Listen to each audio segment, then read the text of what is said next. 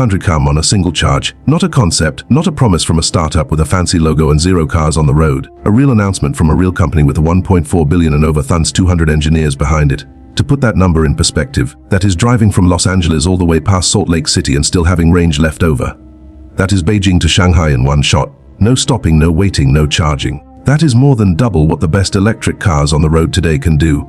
And before you assume this is the kind of number that gets quietly walked back 6 months later, consider this. The company behind it has been building cars for nearly 30 years, exports to over 130 countries, and has never once needed a bailout or a government rescue to stay alive. Their name is Chery. And before you scroll past thinking this is just another bold claim from a company nobody will remember next year, stick with me. If you find this kind of story fascinating, hit the like button and subscribe so you never miss one, because the story behind this battery, the science, the people, and what it means for every single person who drives a car is something you are going to want to know.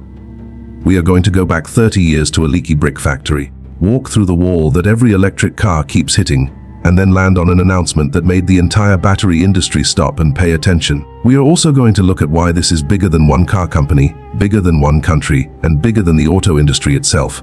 By the end of this video, the words range anxiety are going to mean something very different to you. Let's start at the very beginning. 8 engineers and a leaky roof. The year is 1996. A man named Yintong Yao has just walked away from one of the most secure jobs in China.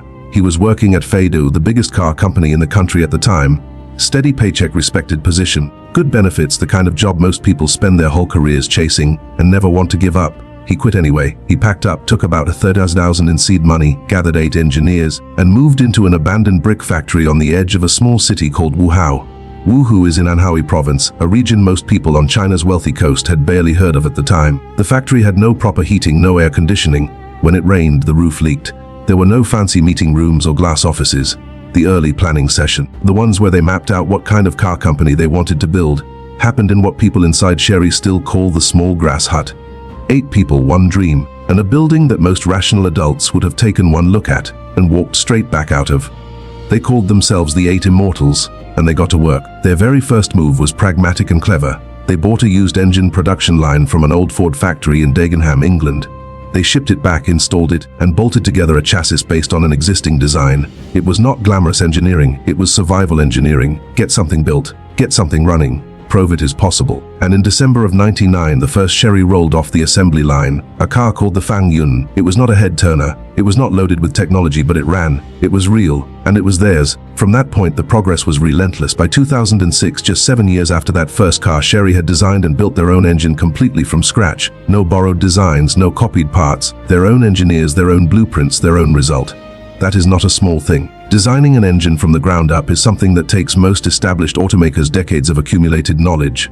Chery did it in less than a decade, starting from a leaky brick factory. By 2025, and 8 million vehicles sold globally in a single year, operations in more than 130 countries, over 18 million customers worldwide, a spot on the Fortune Global 500 list at number 385, and the title of China's #1 passenger car exporter held for over 20 consecutive years. From 8 people in a grass hut to one of the most powerful car companies on earth. That arc matters because it tells you who you are dealing with. This is not a company that chases headlines. This is a company that executes. And the problem they decided to take on next has been quietly undermining the electric vehicle revolution for years. The wall every electric car keeps hitting. Electric cars today run on lithium-ion batteries, the same basic chemistry that powers your phone, your laptop, and your wireless headphones, just packaged at a much larger scale. And when electric cars started going mainstream, the marketing around this technology was genuinely exciting. Clean energy, instant acceleration, no more gas stations. The future had arrived. Then people started actually living with these cars, and the gap between the marketing and the reality became hard to ignore. The real-world range on most electric vehicles today sits somewhere between 250 and 300 mi under normal conditions. For daily commuting, that is perfectly fine. Most people do not drive more than 40 or 50 m a day, so the math works out easily.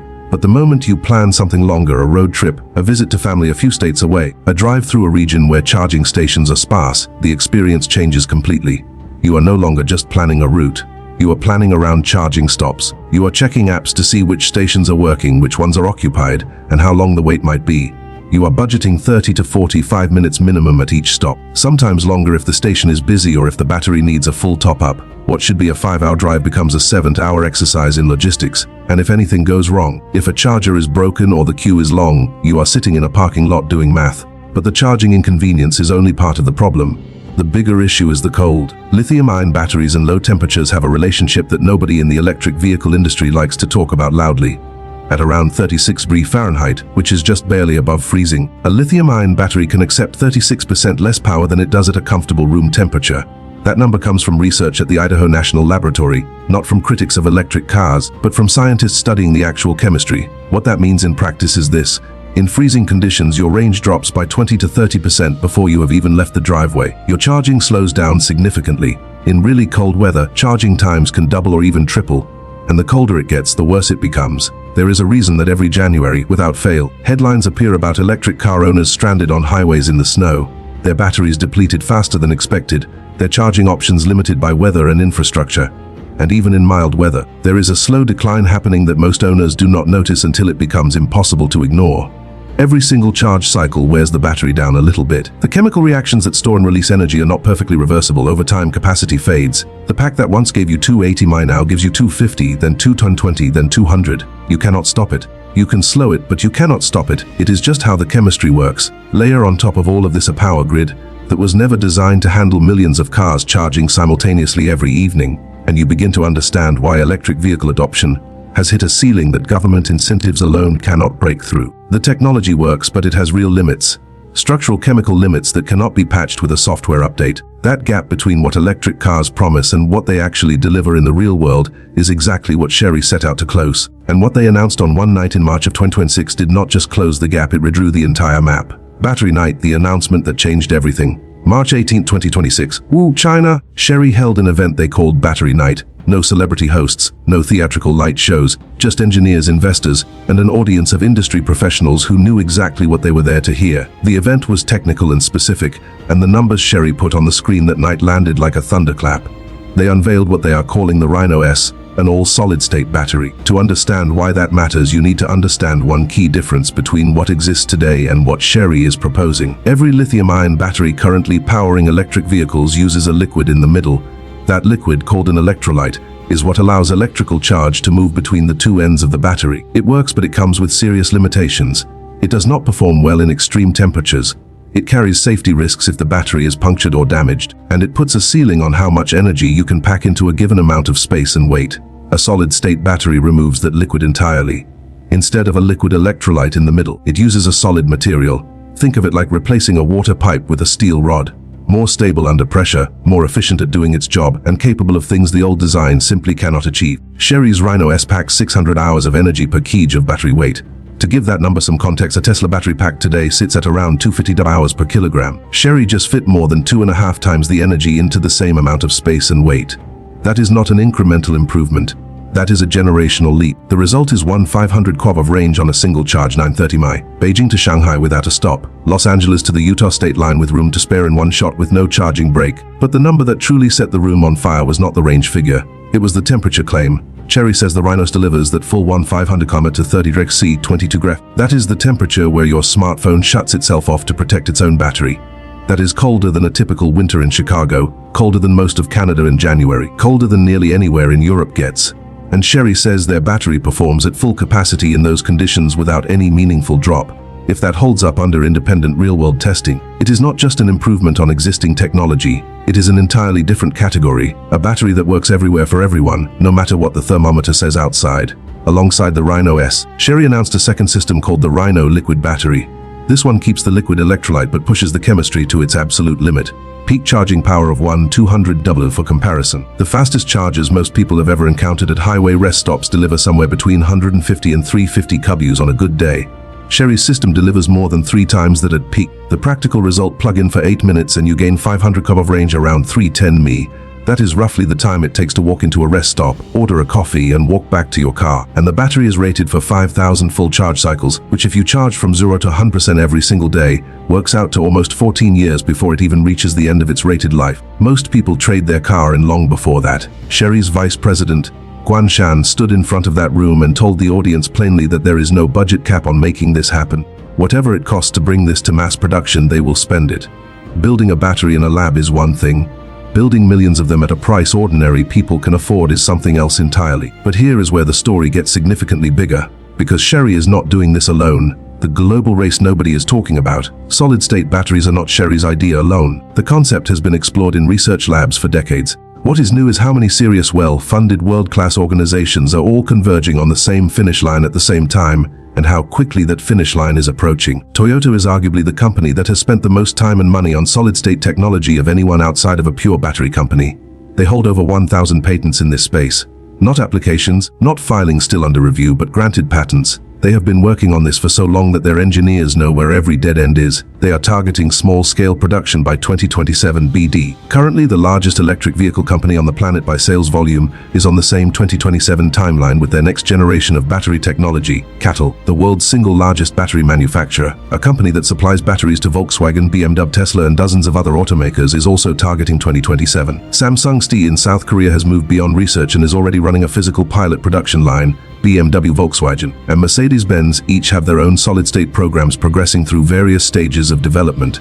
The Chinese government, recognizing what is at stake, has invested approximately $30 million into 6 different solid-state battery companies to ensure this technology reaches mass production on Chinese soil. Sherry alone is backed by $1.4 billion, a research and development team of over 200 specialists. Step back and look at this picture as a whole. Toyota, CATL, Samsung, 3 of the biggest European automakers, the Chinese government, and Sherry, a company born in a leaky brick factory, now sitting at the same table as all of them. Every single one of these organizations is pointing at the same target.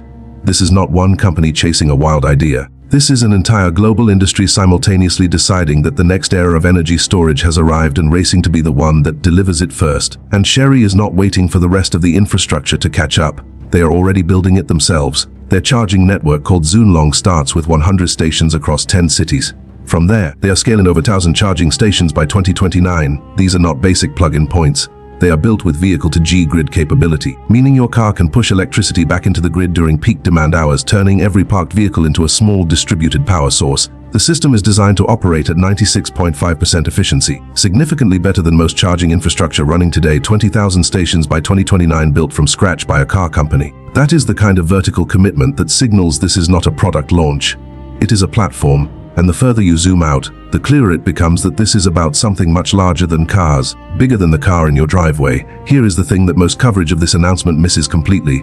A battery that stores 600 hours per kilogram, works at 30 degrees C, charges in minutes, and lasts for thousands of cycles, does not just change personal transportation, it changes the entire energy equation. Start with freight. Long-haul trucking is one of the most stubborn problems in the global effort to move away from fossil fuels. The batteries needed to power a heavy truck across 1,000 m of highway have always been too large, too heavy, too slow to charge, and too unreliable in cold weather to be practical at scale. The economics never worked. A solid-state battery at the energy density Sherry is claiming does not just improve those numbers. It changes the fundamental math of whether electric freight is viable at all. Move to public transit. Cities around the world are trying to electrify their bus fleets but keep running into the same operational problems. Buses run long routes all day in all weather. They cannot afford a 40-minute charging break in the middle of a schedule. An 8-minute charge that delivers 300 m of range changes the entire operating model for every transit agency on Earth. Think about energy storage for buildings. Solar panels are now cheap and widely installed, but storing that solar energy overnight for use when the sun is not shining still requires large, expensive battery systems. Higher energy density and longer cycle life make solar storage dramatically more practical for individual homes, commercial buildings, and entire city blocks. And then consider the parts of the world that most of these conversations never include. Sherry already sells vehicles in over 130 countries. A significant portion of those markets are places where the electrical grid is unreliable or non-existent, where the nearest gas station can be hours away, and where energy access directly determines quality of life. A vehicle with 500 km of range and a battery that performs in extreme conditions is not a luxury product for those communities. It is infrastructure. It is the difference between being connected to the modern world and being cut off from it. The battery is not a car component. It is the central piece of how the world stores and moves energy over the next 2 decades. And whoever cracks it at scale, whoever can manufacture it reliably, consistently, and at a price that reaches ordinary people does not just lead the automotive market, they shape the foundation of the global energy system for a generation. Right now, a company that started with 8 people and a grass hut is one of the leading contenders for that position. They built their own engine when nobody believed they could. They became the top car exporter in China while most of the Western auto industry was not paying attention. They grew to 18 million customers across 130 countries without ever becoming a household name in Europe or North America. And then they walked onto a stage in Wuhan and put 1,500 on the board. The rest of the industry is not laughing. They are watching very carefully, and the window for dismissing Sherry as a minor player quietly closed a long time ago. What comes next to be straightforward about where things stand? Battery night was an announcement. The Rhino S is not sitting in a showroom today. Solid-state batteries at this scale have never been mass-produced by anyone on Earth. The jump from a working prototype in a controlled lab environment to millions of units rolling off an assembly line at competitive cost is genuinely difficult, and every company in this race is still working through it. That honesty matters, but the trajectory is clear and the timeline is closer than most people realize. 2027 is the stated target for Toyota B in cattle. That means within the next 12 to 18 months, we will very likely see the first solid-state batteries moving from controlled lab settings into limited real-world production environments. Within 3 to 5 years after that, if the timelines hold and the manufacturing challenges get solved, these batteries will start appearing in vehicles that ordinary people can actually buy. When that happens, the entire conversation around electric cars shifts. Not incrementally, fundamentally. No more planning a road trip around charging stops. No more 30-minute waits at a supercharger in the middle of a highway. No more watching your estimated range shrink in real time because the temperature dropped overnight. No more making the uncomfortable calculation that a gas car just fits your life better because the electric option cannot get you where you need to go without a complicated charging detour. 8 minutes for 500 more km when you need it. Full performance at 30 degrees C. A battery that outlasts the car itself. That is the target. That is what Sherry put on the board in front of the entire industry on March 18, 2026. And with 1.4 billion committed if 200 engineers working on it, a charging network already under construction across 10 cities, and every major player in the global battery industry racing toward the same finish line. The question has stopped being whether this technology arrives. The only question left is how soon it lands in your driveway. A company that once held planning meetings in a grass hut just sent a signal that echoed across the entire automotive world. And the entire automotive world heard it loud and clear. If this video gave you something to think about, hit the like button and subscribe so you do not miss what comes next. As these batteries move from announcements to actual roads, there is a lot more of this story still to tell. And I want to hear from you. If a car could genuinely take you 900 mph on a single charge and top back up in the time it takes to grab a coffee, would that finally convince you to go electric? Drop your answer in the comments below.